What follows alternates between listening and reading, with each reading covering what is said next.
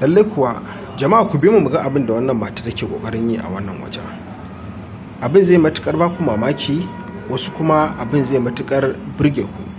Domin abin da yake faruwa shine kamar yadda kuke gani yanda matan nan ta zauna a wannan gurin sama da minti 4 tana kokarin aiwatar da abin da take so ta aiwatar. Wannan abin ya ji hankalin mutane matuka. Wasu tsaya sun kalli faifan bidiyon sun fahimci me take yi, wasu kuma sun kalli faifan bidiyon amma sun kasa fahimtar me wannan mata take yi. Suke ta tambaya akan cewar me yake faruwa, wannan mata me take kokarin yi a wannan wajen da take wannan kokarin fito da wannan kasa daga wannan guri. Ba komai bane ba, muka ce lallai ya kamata abubuwan da mutane ba su gane ban har sun yi mana bayani, mu nitsa bincike mu gano cewar menene ainihin al'amarin da yake faruwa a daidai wannan waje.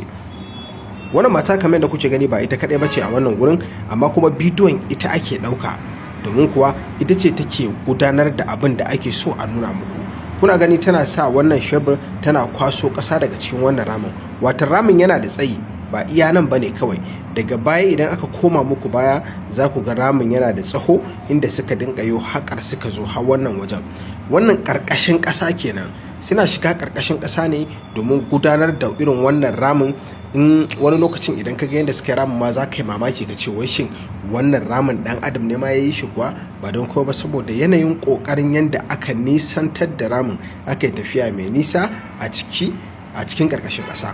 So ba kuma bane kamar yadda kuke gani, wani zai ce to wannan abun fa maza ne ya kamata su yi, amma kuma ya muka ga mace kuma tana wannan al'amarin. To ba komai bane wannan abun, wani abu ne na jajircewa ko kuma mu ce na kwaso, wanda mata yanzu suke kokarin yi su ma don neman rufawa kansu asiri. Suka ce fa ba fa za a bar mu a baya ba, ku kauce ku ba mu guri.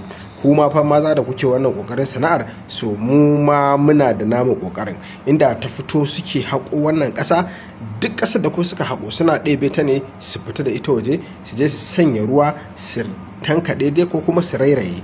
Ba don ko ba, in sun rairaye suna samun ɗanyen zinare a ciki, burbuɗin ɗanyen zinare. Wannan burbuɗin ɗanyen zinaren da suke samu shi suke tattarawa a guri guda, suke tarawa, suke kuma nufar kasuwa da shi a je a auna a ga shin kilo nawa suka samu, a damƙa musu maƙudan kuɗaɗen su.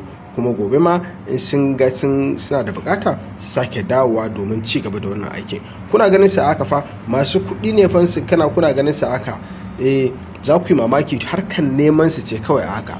Domin yanzu nan aka matse ɗaya daga cikin su aka ce ta fito da kuɗaɗe, sai kai mamaki irin kuɗin da za ta fito da su.